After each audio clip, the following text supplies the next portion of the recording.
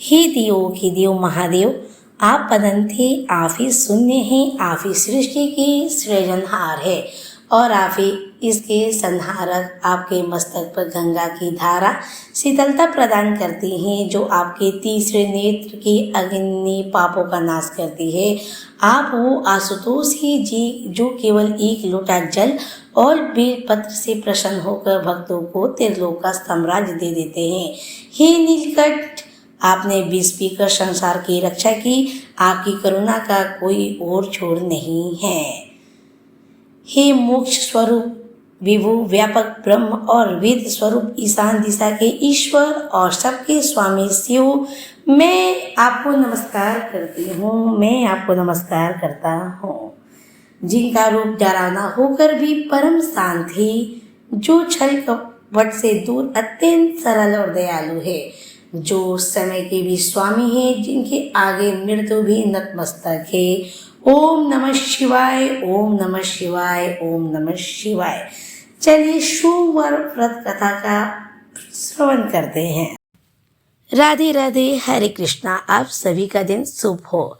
आज है सोमवार और आज हम आप सभी को भोलेनाथ की कथा सुनाने जा रहे हैं। कहते हैं भगवान भोलेनाथ की महिमा अनंत है, वे आदि है, अंत है और समस्त जगत के कल्याण करता है। सोमवार का व्रत भगवान शिव को अत्यंत प्रिय है, जो जातक की सभी मनोकामनाएं को पूर्ण करता है और जीवन के कष्टों को हर लेता है। ओम नमः शिवाय। महादेव न केवल संहारक है, बल्कि वे परम शांत और दयालु भी है। उनके मस्तक पर चंद्रमा का शीतलता का प्रतीक है, गले में विष नीलकंठ जगत की रक्षा का प्रतीक है और जटाओं में बहती गंगा शुद्धि का मार्ग दिखाती है। वे साधारण बेलपत्र और जल से भी प्रसन्न हो जाते हैं, इसलिए उन्हें आशुतोष कहा जाता है। कल्याणकारी शिव मंत्र। कर्पूरे गौरम करुणावतारम संसारे सारम भुजगेंद्रहारम सदा वसंतम हृदय रविंदे भवम भवानी सहितम नमामि। प्राचीन काल की बात है, एक नगर में एक बहुत ही धनी साहूकार रहता था। उसके पास धन्य धान की कोई कमी नहीं थी, परंतु उसकी कोई संतान नहीं थी। इस कारण वह सदैव व्याकुल और दुखी रहता था। पुत्र प्राप्ति की इच्छा से वो प्रत्येक सोमवार को भगवान शिव का व्रत रखता था और पूरी विधि विधान से शिवालय जाकर शिव पार्वती की पूजा करता था। साहूकार की भक्ति देख एक दिन माता पार्वती प्रसन्न हुई और भगवान शिव से बोली, हे प्राणनाथ, यह साहूकार आपका अनन्य भक्त है और काफी समय से दुखी भी है, कृपया इसकी मनोकामना को पूर्ण कर दीजिए।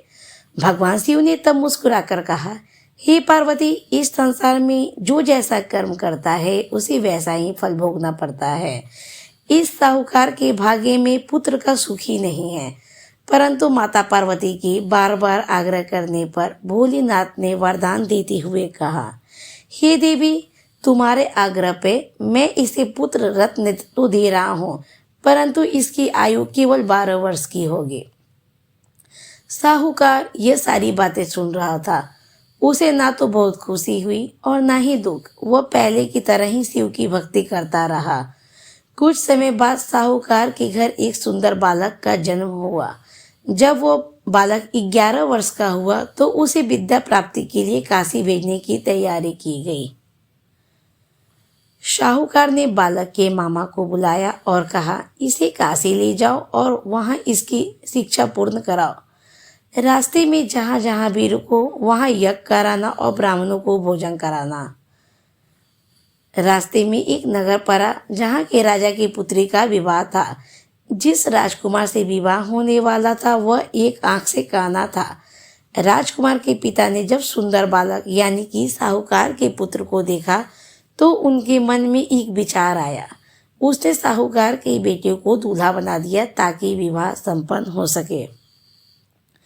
विवाह के बाद बालक ने राजकुमारी के दुपट्टे पर लिख दिया कि तुम्हारा विवाह तो मेरे साथ हुआ है, लेकिन जिस राजकुमार के साथ तुम्हें विदा किया जाएगा वह एक आंख से काना है। जब राजकुमारी ने यह पढ़ा तो उसके काने राजकुमार के साथ जाने से मना कर दिया। बारात वापस लौट गई और साहूकार का लड़का काशी चला गया। काशी में पढ़ते पढ़ते वह बालक 12 वर्ष का हो दिया। एक दिन उसकी तबीयत खराब हुई। उसने अपने मामा से कहा, मेरा देह स्वस्थ नहीं लग रहा। मामा ने उसे शयन कक्ष में भेज दिया। कुछ ही देर में उस बालक के प्राण पखेरु उड़ गए। मामा विलाप करने लगे। संयोगवश उस समय भगवान शिव और माता पार्वती वहां से गुजर रहे थे। माता पार्वती ने जब रुदन सुना तो उनका हृदय पसीज गया। उन्होंने शिव जी से कहा, प्रभु, इस बालक के परिजन कितना दुखी है, कृपया इसे जीवन दान दे दे। शिव जी ने कहा, पार्वती, यह वही साहूकार का पुत्र है जिसकी आयु 12 वर्ष थी, लेकिन माता के पुनः आग्रह पर शिव जी ने उसे पूर्ण जीवित कर दिया। बालक जीवित होकर अपने मामा के साथ वापस घर की ओर चल दिया। रास्ते में वही नगर पड़ा जहां उसका विवाह हुआ था। राजा ने उसे पहचान लिया और अपनी पुत्री को बहुत सारे धन्य धान्य के साथ विदा किया। उधर साहूकार और उसकी पत्नी छत पर बैठे थे कि यदि उसका बेटा सुरक्षित नहीं लौटा तो वो वहीं से कूदकर प्राण त्याग देंगे। तभी उनका बेटा अपनी वधू के साथ घर पहुंचा। अपने पुत्र को जीवित और विवाहित देखकर साहूकार की प्रसन्नता का ठिकाना ना रहा।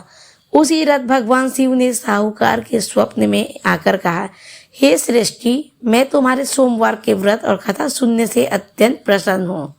संतान सुख, निसंतान दंपतियों को सौभाग्य प्राप्त होता है, विवाह में आ रही अड़चनें दूर होती है, चंद्रमा के दोष दूर होते हैं और मन शांत रहता है, सच्चे मन से मांगी गई हर मुरादें पूरी होती है। ठीक है, यदि आप लोग सोमवार व्रत करते हैं तो इतनी सारी मुरादें पूरी होती हैं। सोमवार के दिन महादेव को पंचामृत, बेलपत्र, धतूरा और सफ़ेद फूल अर्पित करें। आरती के बाद ओम नमः शिवाय का जाप अवश्य करें। ठीक है, प्रेम से बोलो हर हर महादेव, हर हर महादेव। ओम नमः शिवाय, ओम नमः शिवाय, ओम नमः शिवाय, ओम नमः शिवाय, ओम नमः शिवाय। एक बार बोलिए गौरी शंकर की जय।